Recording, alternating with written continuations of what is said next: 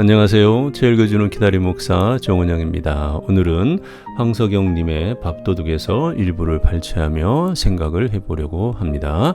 그러면 먼저 책을 읽어보도록 하겠습니다. 최초의 도시락은 아마도 주먹밥이었을 것이다.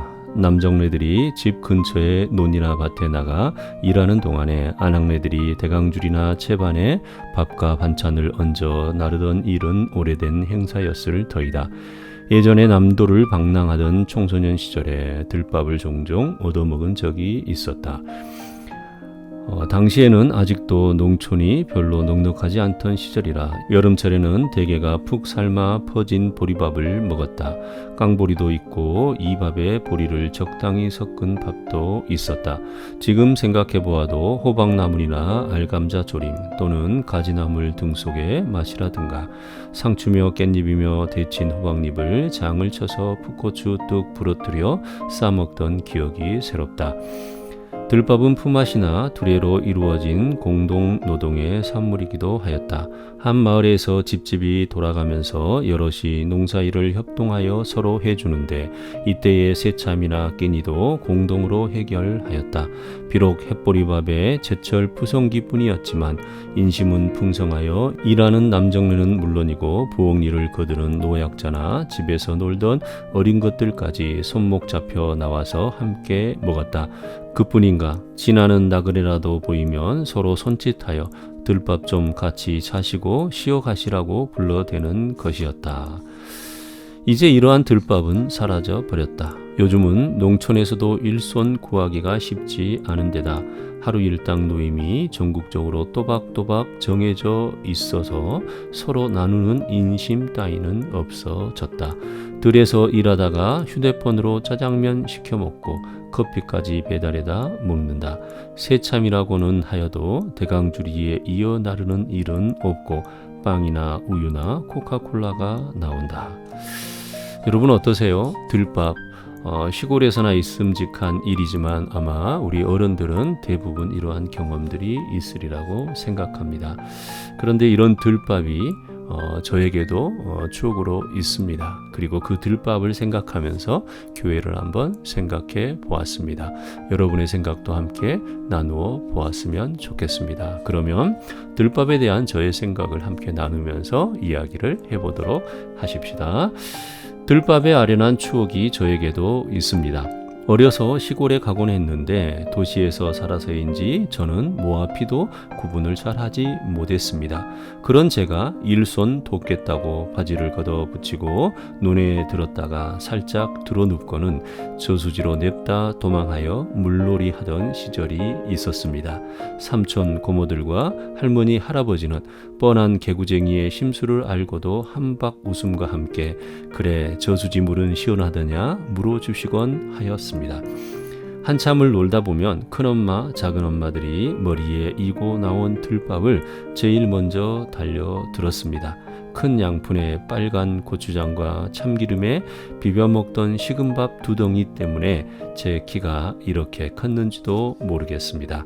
논둑 옆에 진흙 묻은 다리를 개고 앉아 얼굴에 이등병 계급장을 길게 그려 넣으며 먹던 그 들밥을 지금도 저는 잊을 수가 없습니다. 정말 맛있고 고소했습니다. 한참 젊은 시절에는 배낭을 메고 이산 저산을 누비고 다니던 때가 있었습니다. 산적 두목이라 불리던 때였습니다. 등산을 마치고 산 아래에 내려서면 논밭에서 일하시는 분들이 꼭 있었습니다. 새참을 잡수시고 있는 어른들 옆을 지나다가 어머니 저희도 한술 먹을 수 있을까요?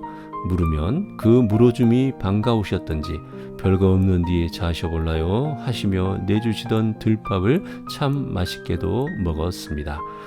그러시면서 참 별났어 요즘은 지나만 가지 한술 달라는 사람이 없어 그러하셨습니다. 제가 시골에 다니며 먹었던 들밥의 추억이 있어서 그리고 넉넉한 농촌 사랑을 받아본 바가 있어서 그랬던 것 같습니다. 그러나 이런 들밥은 사라진 지 오래입니다. 나누어 줄 만한 것도 없고 나누어 달라는 사람도 없습니다. 참 정겨운 시대였고 사람들이었습니다. 지금은 모두 반듯반듯해진 논두렁 밭두렁 같이 바르기만 요구해야 하고 정당하게만 요구해야 하는 시대가 되고 보니 함부로 달라고도 못하지만 먹고 가라고 못하는 시대도 되어버렸기 때문입니다. 그런데 이런 모습이 교회에도 그대로 만들어져 있습니다. 그 옛날 교회에서 뭐만 했다 하면 동네 잔치였습니다. 물론 대도시에서야 좀 더 빨리 그러기가 어려워졌다고 할지는 모르지만 그러나 서울 한복판에서도 교회에서 뭔가를 하면 이웃 교회에서 서로 찾아와주고 또한 동네 사람들도 허물없이 들어다녔던 때가 있었습니다. 시골 마을에서는 그야말로 동네 잔치였고 축제였습니다. 성탄절 발표는 마을의 잔치였고 학교 운동회 다음으로 재미있고 만난 축제였습니다. 추수감사절이면 먹을 것을 이웃들에게 돌리고 설날 추석에도 교회 주변의 이웃들에게 양말 한 짝, 콩기름 한 병이라도 선물로 돌리곤 했습니다. 그래서 교회에서 큰 집회나 부흥회가 있으면 받은 게 있고 먹은 게 있어서 빚 갚는 마음으로라도 교회에 참석해주곤 했습니다. 그리고 그런 때에 성령님이 역사하셔서 신앙인이 된 사람들도 많았고 그때가 아니더라도 훗날 믿음의 열매로 만들어진 수많은 사람들이 있었습니다. 그런데 들밥 없어지듯 교회도 이런 나눔이 없어져 버렸습니다. 교회에 사랑방 같은 카페를 만들어 놓고 무료 커피를 제공하고 동네 사람들과 함께 와서 커피도 마시고 책도 보고 이야기도 나누며 편히 계시다 가라 해도 들어오지를 않습니다. 차라리 돈 주고 사 먹는 테이크아웃 커피점을 차려놓으면 정당하게 값 치르고 먹을지언정 공짜는 부담스러워서 싫다고 손사래를 치는 시대가 되었습니다.